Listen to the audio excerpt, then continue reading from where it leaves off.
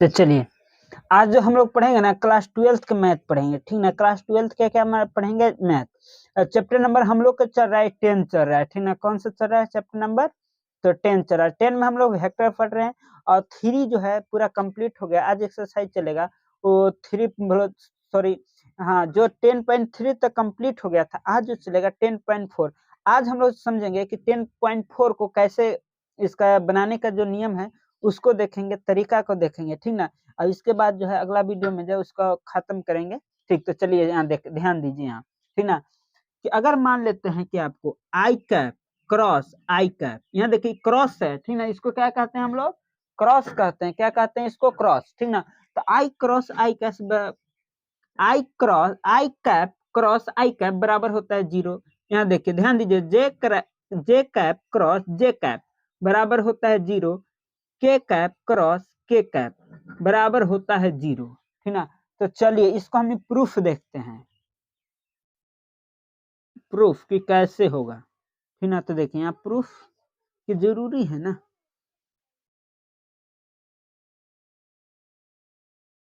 चलिए यहाँ देखिए, यह आपका हो गया आई कैप, ये हो गया आपको, चाहे पेन इसको मान लीजिए, ये एक्स हो गया, वाई हो गया, ये आपका जेड हो गया, ये एक्स कैप हो गया, ये जे कैप हो गया, ये आपका के कैप हो गया, ठीक ना। तो कह रहा है कि आई कैप क्रॉस आई कैप, तो आई कैप आपके आई कैप जो है आप इसी बिंदु पर है ना। किस बिंदु पर है? इसी बिंदु पर है। चलिए यहाँ देख लीजिए इसका कैसे प्रूफ करेंगे। तो आप लोग का फॉर्मूला याद कराए होंगे कि A vector cross B vector बराबर क्या होता है, जल्दी बताइए। कि ए वेक्टर का मोड क्रॉस बी वेक्टर का मोड, और हो जाएगा यहाँ आपको कुछ लगेगा क्रॉस तो साइन थीटा, साइन थीटा, ठीक ना। अब यहाँ पर ध्यान दीजिए, ठीक ना। एक जगह पर कोची है आई कैप क्रॉस बी के जगह पर भी आई कैप, यहाँ हो जाएगा मोड आई कैप, यहाँ हो जाएगा मोड आई कैप। अच्छा, जब हम इसी बिंदु पर है, यानी कि हम 0 पर हैं, कितना पर है? तो यहाँ क्रॉस हो जाएगा कुछ साइन 0 डिग्री।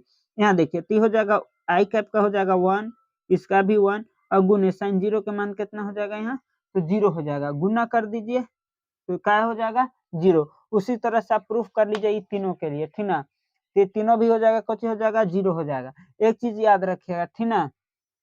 एक चीज याद रखिएगा कि घड़ी तो देख रहे हैं ना 0 आ गया से, तो याद रखिएगा ऑब्जेक्टिव में आप दे देता है कि बताइए कि जे कैप क्रॉस जे कैप बराबर क्या है, निम्नलिखित में से क्या होगा? तो याद रखिएगा 0 होता है ना। चलिए यहाँ देख लीजिए आगे कि घड़ी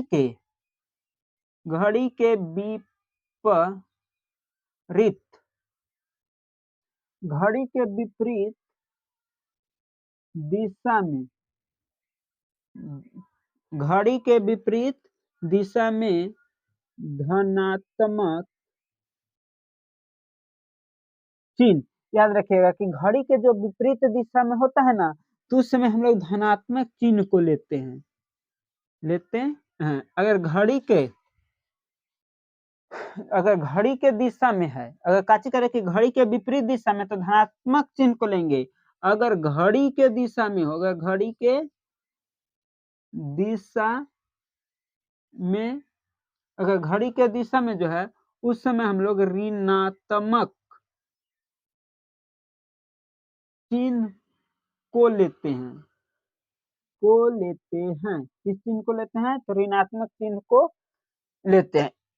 याद रखिएगा कि घड़ी के विपरीत दिशा में धनात्मक चिन्ह को लेना है, और घड़ी के दिशा में आपको ऋणात्मक चिन्ह को लेना है। चलिए आइए देख लीजिए, इसी को हो गया ना प्रूफ। यहाँ देख, इसको हटाते हैं, यहाँ चलिए यहाँ देख लीजिए। कह रहा है क्या कि घड़ी के दिशा में, तो घड़ी के जो दिशा में है, कह रहा है कि घड़ी के विपरीत दिशा, तो घड़ी के विपरीत घड़ी चलता है ऐसे, हम लेंगे ऐसे। देखिए एरो यहाँ देखिए, ये घड़ी के किस दिशा में हो गया? विपरीत, कि घड़ी की दिशा में हुआ नहीं ना, घड़ी के विपरीत दिशा में। तो यहाँ पर जो घड़ी के अगर विपरीत दिशा में होगा, यहाँ पर हम कौन सा चिन्ह लेंगे? धनात्मक। कौन सा चिन्ह लेंगे? धनात्मक। तो देखिए ये घड़ी के किस दिशा में? विपरीत दिशा में है, तो यहाँ पर ही देखिए कि घड़ी के विपरीत दिशा में है। पहले इन दोनों के लेते हैं कि आई कैप क्रॉस जे कैप बराबर होता है के कैप, ठीक है, याद रखिएगा क्या होता है, के कैप होता है, ठीक ना। इसी तरह से जे कैप क्रॉस के कैप बराबर होता है आई कैप, क्या होता है आई कैप। इसी तरह से के कैप क्रॉस आई कैप बराबर होता है कुछ जे कैप। टी हो गया किस दिशा में होगा, जब घड़ी के विपरीत दिशा में होगा तो प्लस में होगा, धनात्मक चिन्ह को लेंगे ना। अच्छा, इसी को घड़ी के अगर विपरीत दिशा में, नहीं घड़ी के दिशा में होगा, देखिए घड़ी के विपरीत दिशा में तो धनात्मक चिन्ह को लिए हैं, अब घड़ी के विपरीत दिशा में होगा ना तो ऋणात्मक चिन्ह को लेंगे। जैसे मान लेते हैं कि इसी को हम छोटा यहाँ बना देते हैं ना, चलिए यहाँ देखिए, ये हो गया फर्स्ट, ये हो गया सेकेंड। चलिए यहाँ देख लीजिए, ये हो गया आपको कुछ एक्स, ये हो गया वाई, अब ये हो गया आपको जेड, ये हो गया आपको आई कैप, ये हो गया आपको कुछ जे कैप, अभी आपको हो गया के कैप। सबकी कुछ लेना है घड़ी के दिशा में, घड़ी की दिशा में ऐसे होगा, किसके दिशा में, ऐसे ऐसे घूम रहा है घड़ी की दिशा में ना, तो यहाँ पर आपको ऋणात्मक चिन्ह लेना है, यानी कि आई कैप क्रॉस जे कैप बराबर माइनस हो जाएगा के कैप। इसी तरह से जे कैप क्रॉस के कैप बराबर आपको हो जाएगा आई कैप तो माइनस में। इसी तरह से के कैप क्रॉस आई कैप बराबर आपका हो जाएगा जे कैप, ठीक ना, क्या हो जाएगा, जे कैप हो जाएगा, ठीक ना। एक चीज और आप इम्पोर्टेंट है, आप बात याद रखिएगा कि अगर A cross A vector cross B vector रहे तो इस समय अगर चेंज करेंगे तो हो जाएगा minus B vector cross A vector हो जाएगा। जब ये जगहवा चेंज करेंगे ना, जगहवा क्या करिएगा, चेंज करिएगा तो माइनस हो जाएगा, क्या हो जाएगा, माइनस हो जाएगा, ठीक ना। चलिए अब इसको साफ करते आगे चलते हैं, आगे हम लोग देखते हैं, ठीक ना। चलिए आगे हम लोग देखते हैं, ठीक ना, तो आप याद रखिएगा यहाँ आगे चलते हैं कि समांतर, कुछ लिखा है कि समांतर होने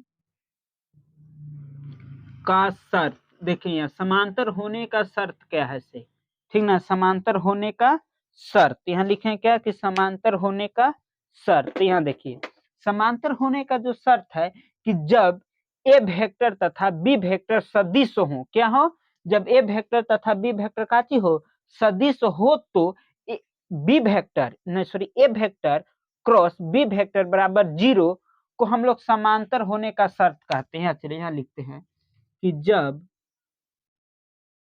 ए वेक्टर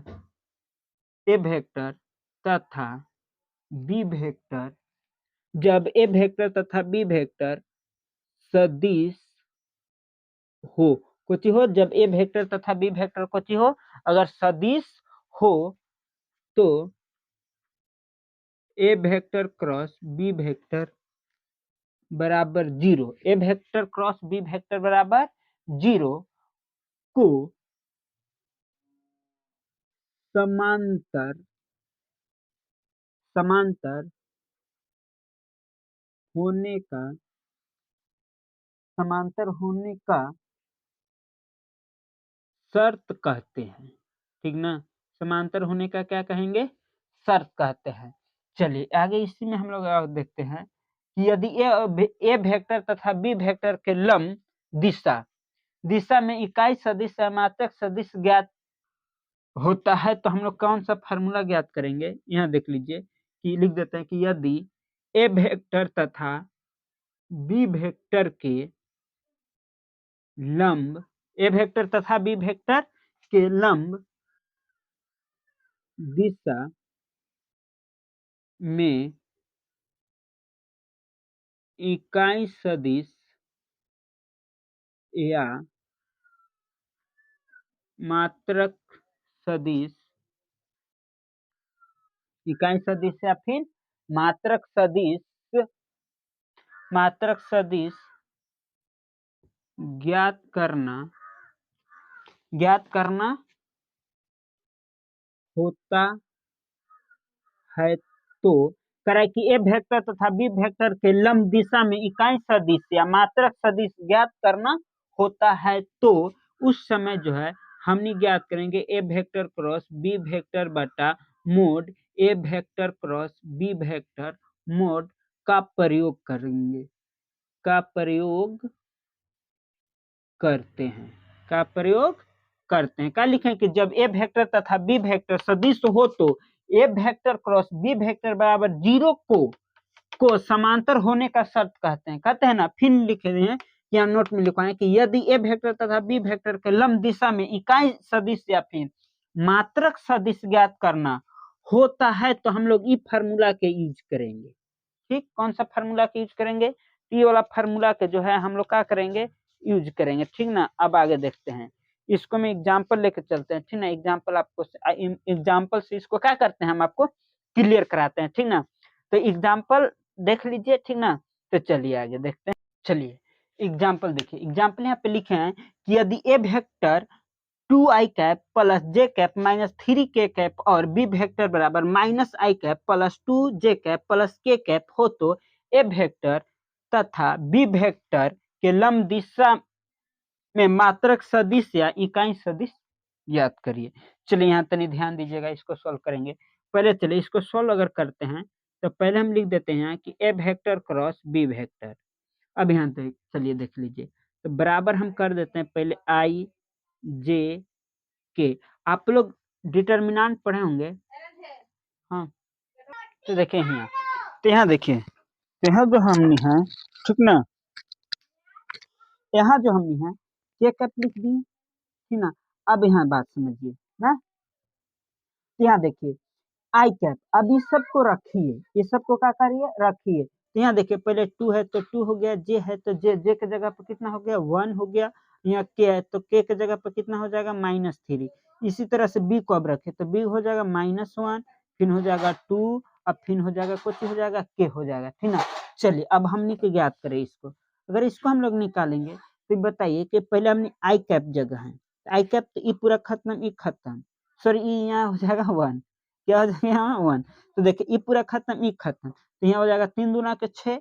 अब एक अब एक को गुना करेंगे तो 1 हो जाएगा, तो ये घट जाएगा तो कितना हो जाएगा, तो माइनस हो जाएगा। देखिए यहाँ देख लीजिए 3 दूना के 6 -6, बीच में फिर माइनस, एक के कम एक, तो माइनस माइनस प्लस हो जाएगा, कितना हो जाएगा, यहाँ हो जाएगा कितना हो जाएगा, 7 हो जाएगा। कितना हो जाएगा ये, तो 7 हो जाएगा। ठीक ना, क्या चीज हो जाएगा, तो 7 हो जाएगा। तो यहाँ हो जाएगा कितना हो जाएगा, 7। अब चलते ऐसे इस चलते कि प्लस होता है माइनस होता है प्लस होता है। ठीक ना, आप लोग पढ़े होंगे तो यहाँ समझिएगा। अच्छा यहाँ माइनस होता है तो यहाँ लिख दिए हम कुछ माइनस, यहाँ लिख दिए कुछ जे कैप।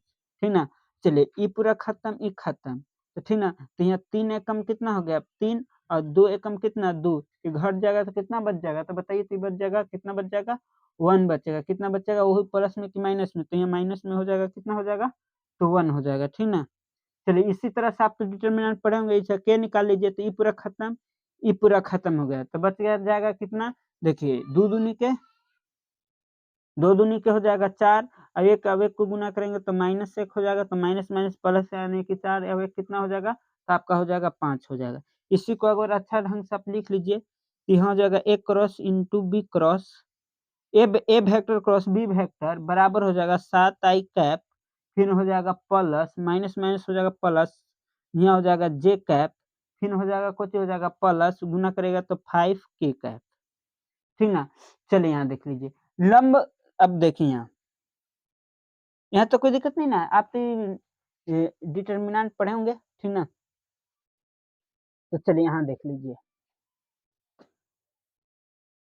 तो यहाँ चलिए यहाँ देख लीजिए, तो यहाँ जो है कि अब देखेंगे हमने ना कि लंब दिशा में मात्रक सदिश, लंब दिशा में मात्रक सदिश।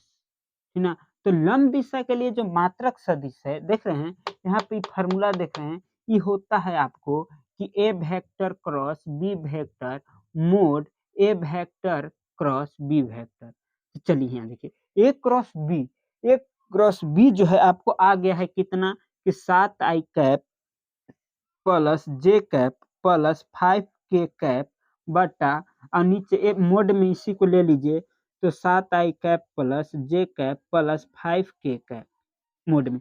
चलिए मोड है तो इसका आप निकाल दीजिए। ठीक ना, इसको आप क्या कर लीजिए, इसको ज्ञात कर लीजिए। तो चलिए यहाँ देखिए ऊपर रहेगा वैसे ही कि 7i कैप, मात्रक सदिश आपको निकालने आता है, तो चलिए नीचे वाला का मात्रक सदिश निकाल दीजिए ना, क्या करना दम आसान, रूट अंडर कर दीजिए। यहाँ 7 है तो 7 7 49 कर दीजिए, यहाँ 1 है तो ये 1 रह जाएगा, 5 5 कितना हो जाएगा 25 हो जाएगा।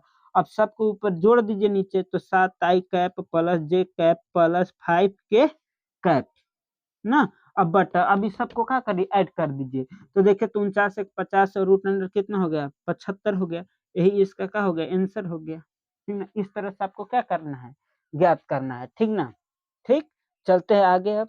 ठीक ना, तो पहले आप क्या कर लीजिएगा, देख लीजिए एकदम आसान है यहाँ पर ही, तो आप समझ ही रहे हैं एकदम ये आसान है कि अगर आई कैप पर रहेंगे तो ये पूरा खत्म हुआ, ये पूरा खत्म हुआ। अब इधर इधर करेंगे, अब इधर इधर गुना करेंगे, जब बीचों में रहेंगे तो इसको कर लेंगे ना। आगे चलिए, चलिए आगे हम ये देखते हैं कि आसन्न भुजा या संलग्न भुजा। ठीक ना, तो इसको देख लीजिए, मान लेते हैं कि ये अगर ये एक त्रिभुज है, नहीं कुछ है त्रिभुज है, ये हो गया आपको ए बी अब सी, ये हो गया ए बी सी। तो इसमें देखेंगे तो देखें यहाँ देखिए, इसको तनी ध्यान दीजिएगा कि इसमें हमको बताना है कि आसन्न भुजा या संलग्न भुजा। ठीक ना, तो यहाँ याद रखिएगा कि कोणीय बिंदु, कह कि कोणीय बिंदु से होकर, कोणीय बिंदु से होकर दो भुजा निकलते हैं। कोणीय बिंदु से होकर मान लीजिए कि यहाँ कोण है तो एगो इधर भुजा निकलेगा, एगो इधर निकलेगा, एक कोण है तो एगो इधर निकलेगा, इधर ये कोण है तो इधर निकलेगा, एगो भुजा इधर निकलेगा, निकलेगा ना। तो याद रखिएगा कि कोणीय बिंदु से होकर दो भुजा निकलता है, कोणीय बिंदु से होकर दो भुजा का होता है निकलता है, तो उसे हम लोग आसन्न भुज या फिर संलग्न भुज कहते हैं। ठीक ना, संलग्न भुज कहिए या फिर भुजा कहिए। तो चलिए आप लोग लिख लीजिएगा कि कोणीय बिंदु से होकर, कोणीय बिंदु से होकर, ठीक ना, दो भुजा निकलता है, कोणीय बिंदु से होकर दो भुजा निकलता है, उसी को हम लोग जो है क्या कहेंगे, तो उसको हम लोग आसन्न भुजा या फिर संलग्न भुजा कहते हैं। चलिए याद हो जाएगा ना, चलिए लिख दें, चलिए यहाँ लिख देते हैं कि कोणीय, कोणीय बिंदु से होकर, कोणीय बिंदु से होकर जो दो भुजा निकलता है उसे आसन्न भुजा या संलग्न भुजा कहते हैं, ठीक। चलिए यहाँ देख लीजिए, पहले बिंदु ए के लिए देखेंगे। अगर बिंदु ए पर एक भुजा इधर निकलता है, एक भुजा इधर, तो पहले देख लेते हैं कोणीय बिंदु ए के लिए, कोणीय बिंदु ए के लिए, तो ए के लिए में हम नहीं देखेंगे, इसका आसन्न भुजा या संलग्न भुजा जो होगा, तो याद रखिएगा या तो ए बी होगा, नहीं तो या तो काती होगा ए सी होगा। तो देखिए कोणीय बिंदु ए के लिए संलग्न भुजा या संलयन भुजा जो होगा ना, वो या तो ए बी होगा या एगो ए बी होगा, एगो होगा से ए सी होगा, होगा ना, ठीक ना, ए बी तथा ए सी होगा, ठीक ना, ए बी तथा ए सी होगा। इसी तरह से आप आ जाइए तो कोणीय बिंदु बी के लिए जो होगा, अगर हम ये पर हैं तो एगो इधर जाएंगे, अब एगो इधर जाएंगे, जाएंगे ना, इसके लिए बी के लिए जो हो जाएगा, तो बी के लिए होगा बी ए तथा बी सी। तो देखिए कोणीय बिंदु बी के लिए आसन्न भुजा या संलग्न भुजा होगा, वो बी ए होगा चाहे फिर बी सी होगा, होगा ना। इसी तरह से कोणीय बिंदु सी के लिए हमने देखेंगे, अगर अब आ जाते हैं हमने सी पर, यहाँ पर, तो एगो इधर जाएंगे या इधर जाएंगे ना, तो इसका जो हो जाएगा वो हो जाएगा सी ए तथा सी बी, सी बी हो जाएगा ना, तो याद रहेगा ना, ठीक ना। अच्छा, ये तो हो गया। अब हमने जानेंगे आगे पॉइंट में बात करेंगे, ठीक ना, आगे पॉइंट में हम बात करेंगे कि सदिश विधि, कि सदिश विधि से त्रिभुज का क्षेत्रफल, क्षेत्रफल कुछ कहीं लिखे हैं कि सदिश विधि के द्वारा त्रिभुज का क्षेत्रफल कैसे ज्ञात करेंगे। तो आइए हमने क्या करते हैं जानते हैं। तो देखिए पहले यहाँ लिखते हैं कि ए वेक्टर, यदि यहाँ लिख देते हैं कि यदि ए वेक्टर तथा आपका बी वेक्टर दो, ए वेक्टर तथा बी वेक्टर दो आसन्न आसन्न आसान्य भुजा या संलग्न भुजा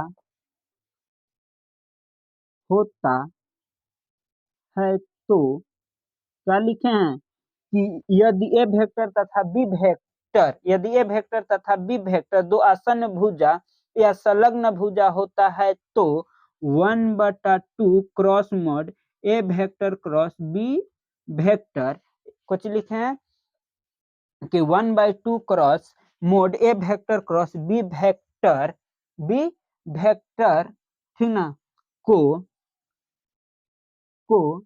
त्रिभुज का क्षेत्रफल कहते हैं।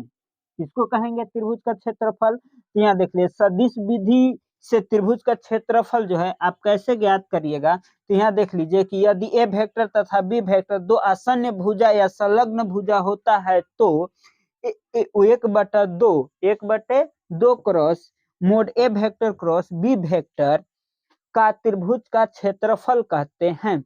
चलिए इसको एग्जाम्पल से हम लोग क्या करते हैं समझते हैं, ठीक ना। अब इतना आप लोग कंप्लीट करें फिर हम इसको साफ करते हैं, ठीक ना।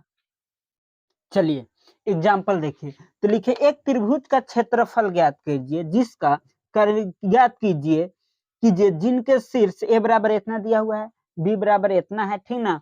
और देखिए यहाँ और सी बराबर इतना दिया हुआ है, ठीक ना। ए बी और सी बराबर आपको क्या किया हुआ है, दिया हुआ है। तो चलिए पहले यहाँ देखिए, पहले आप ये त्रिभुज बना लीजिए ना, एक छोटा सा प्यारा सा त्रिभुज बना लीजिए। तो त्रिभुज हो गया, ये लिख दीजिए ए, ये लिख दीजिए बी, अभी लिख दीजिए सी।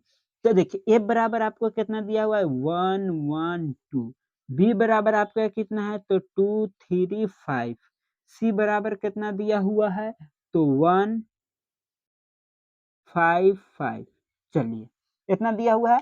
चलिए तो यहाँ पहले आप ज्ञात कर लीजिए ए बी वेक्टर, कोची ए बी वेक्टर। तो देखिए ए बी की जगह आप ज्ञात कर लीजिए कि देखिए ए है और बी है, ठीक है। तो आपको मालूम है कि घर जाएगा तो आई कैप हो जाएगा प्लस 2 जे कैप हो जाएगा और प्लस 3 के कैप हो जाएगा। आपको तो वेक्टर निकालने के मालूम है, तो इसी को मान लीजिए आप ए और इधर वाला के बी, तो आप लिख सकते हैं कि ए वेक्टर बराबर हो जाएगा I cap plus 2 J cap plus हो जाएगा 3 के कैप। इसी तरह से आप चल लीजिए, तो यहाँ से चल लीजिए B C, sorry AC vector, कौन सा इधर से चलेंगे तो एसी, तो एसी में आपका हो जाएगा, देख लीजिए यहाँ यहाँ देख लीजिए ए और सी, एसी में यहाँ भी 1 यहाँ भी 1 घट गया तो हो जाएगा 0 आई कैप, ठीक ना, प्लस फिर चलिए यहाँ 1 है यहाँ 5 है तो घट जाएगा तो आपको बच जाएगा कुछ प्लस 4 जे कैप। इसी तरह से फिर यहाँ 2 में से अगर 5 घट जाएगा तो कितना बच जाएगा, तो बच जाएगा आपको बताइए कि 3 के कैप। इसी का आप लिख सकते हैं बी वेक्टर बराबर 0 आई कैप प्लस 4 के कैप प्लस 3 के कैप, ठीक ना। आगे यहाँ चलिए, तो इसी तरह से आप यहाँ से ज्ञात कर लीजिए कि एक ए वेक्टर क्रॉस बी वेक्टर बराबर, तो यहाँ हो जाएगा ये आई जे के, हो जाएगा ना आई जे के। तो यहाँ देखिए, तो ये पहले ही जो होता है प्लस में, माइनस में ही होता है प्लस में। तो आई पहले ए एक जगह पर देख लीजिए तो ए बराबर कितना गया, तो आ गया 1 2 3। अब यहाँ देखिए बी, बी की जगह पर आ गया है फिर 0 है तो 0, ये हो गया 4 और 3। यहाँ से आप क्या करिए ज्ञात कर लीजिए। देखिए अगर आई वेक्टर निकालेंगे तो ये खत्म ही खत्म, तो यहाँ 3 दूना के 6 और 6 दूना के 12, तो हम क्या करेंगे 6 में से क्या करेंगे 12 को घटाएंगे तो -6 बच जाएगा। कितना बच जाएगा -6, तो आई कैप बराबर हम लिख सकते हैं माइनस से। अब यहाँ से तो आप कर लीजिएगा ठीक। अब जे पर है यहाँ, तो पहले -3, तो ये पूरा खत्म ही खत्म। इसको इसमें गुना करेंगे 0, 3 को 1 में गुना करेंगे तो यहाँ कितने हो जाएगा तो 3 हो जाएगा। क्या हो जाएगा तो 3 हो जाएगा। अच्छा यहाँ पर देखिए प्लस के कैप, तो के कैप ये पूरा खत्म, ये खत्म, तो 4 एकम 4 और 2 से 0 में गुना करेंगे तो क्या हो जाएगा 0, यानी कि यहाँ हो जाएगा कितना हो जाएगा तो 4 हो जाएगा। इसी को आप लिख सकते हैं -6 आई कैप -3 जे कैप और प्लस 4 के कैप, इतना हो गया। अब यहाँ से ज्ञात कर दीजिए त्रिभुज का क्षेत्रफल। तो त्रिभुज का क्षेत्रफल अभी क्या लिखा है, 1/2 cross A vector dot B vector, यही ना बताएं, यानी कि मोड ए वेक्टर डॉट करें क्रॉस बी वेक्टर, यही ना बताएं। अब चलिए यहाँ देख लीजिए, 1/2 है तो 1/2 हो गया, ठीक ना। अब यहाँ देखिए क्रॉस ए वेक्टर और बी वेक्टर का मान यहाँ कितना आ गया, तो माइनस आ गया 6i cap minus 3j cap और प्लस 4k कैप, इतना आ गया, इतना आ गया ना। अच्छा यहाँ चलिए इसका मोड है तो इसका पहले मात्रक से ज्ञात कर लीजिए, तो यहाँ हो जाएगा 1/2 हो जाएगा, रूट अंडर हो जाएगा 6 6 36 प्लस 3 तरीके 9, 9 प्लस 4 चौक हो जाएगा 16। अब इसको क्या कर लीजिए, ऐड कर लीजिए, क्या कर लीजिए ऐड, तो 1/2 ऐड करेंगे तो आ जाएगा कितना, आ जाएगा 61 आ जाएगा, कितना आ जाएगा 61, तो यही हो जाएगा इसका क्या चीज आंसर, ठीक ना। इसको अच्छा से करिएगा तो 61 स्क्वायर रूट 61/2 वर्ग इकाई, वर्ग इकाई ही इसका हो गया आंसर, ठीक ना। कोई दिक्कत? तो चलिए यहाँ देख लीजिए, आगे चलते हैं, ठीक। चलिए आगे हम लोग देखते हैं यहाँ पर ही, ठीक ना। आगे देखते हैं यहाँ, अब देखते हैं आगे हम लोग देखते हैं आयत या समांतर चतुर्भुज का क्षेत्रफल, ठीक ना। तो चलिए यहाँ देख लीजिए, इसको पहले देख लेते हैं कि आयत या समांतर चतुर्भुज का क्षेत्रफल। यहाँ देखिए लिखते हैं कि यदि ए वेक्टर तथा बी वेक्टर आसन्न भुजा या संलग्न भुजा होता है, आसन्न भुजा या संलग्न भुजा होता है, ठीक ना, होता है, तो mode A vector cross B vector को आयत या समांतर चतुर्भुज का क्षेत्रफल कहते हैं, ठीक ना।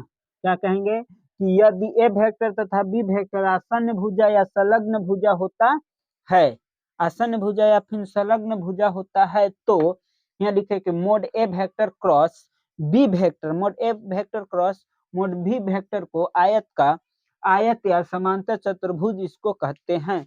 चलिए यहाँ देखिए, ठीक ना, क्या करिए यहाँ देखिए आगे, ठीक, आगे यहाँ देखिए, ठीक ना। चलिए यहाँ देखिए, यहाँ आप याद रखिएगा यहाँ, ठीक ना, कि अगर A vector cross B vector बराबर बी वेक्टर डज नॉट होता है B vector cross A vector, ठीक ना, याद रखिएगा A vector cross B vector does not B vector cross A vector. एक चीज और आप याद रखिएगा कि A vector cross B vector plus C vector बराबर A vector cross B vector plus A vector cross C vector, ठीक ना। तो आपका करिएगा इतना, ये खत्म हो गया, इतना सम लोग का जो है 10.4 है, 10.4 एक्सरसाइज है, ये हम लोग को कंप्लीट हो जाएगा। तो इतना चीजों का आप अच्छा से क्या करिए, कर लीजिएगा, रिवाइज कर लीजिएगा, ठीक ना। तो आगे जो हम लोग अगला बार जो हमें देखेंगे तो क्वेश्चन नंबर देखेंगे, ठीक ना, क्वेश्चन यानी कि सॉल्व करेंगे, एक्सरसाइज जो है उसको क्या करेंगे, सॉल्व करेंगे, ठीक ना। तो ये जो हो गया वेक्टर के बनाने का जो नियम हो गया, इसको आप अच्छा से 1-2 बार क्या कर लीजिएगा, रिवाइज कर लीजिएगा, ठीक ना। क्या कर लीजिएगा इसको आप, तो रिवाइज अच्छा से क्या कर लीजिएगा, कर लीजिएगा, ठीक ना। तो इसका अच्छा से आप क्या कर लीजिएगा, तो रिवाइज जो है कर लीजिएगा, ठीक है। चलिए तो यहाँ पहले आप ज्ञात कर लीजिए ए बी वेक्टर, ना कोची ए बी वेक्टर। तो देखिए ए बी के जगह आप ज्ञात कर लीजिए कि देखिए ए है और बी है, ठीक है। तो आपको मालूम है कि घर जाएगा तो आई कैप हो जाएगा प्लस 2j कैप हो जाएगा और प्लस 3k कैप हो जाएगा। आपको तो वेक्टर निकालने के मालूम है, तो इसी को मान लीजिए आप ए और इधर वाला के बी, तो आप लिख सकते हैं कि ए वेक्टर बराबर हो जाएगा I cap plus 2j cap plus हो जाएगा 3k कैप।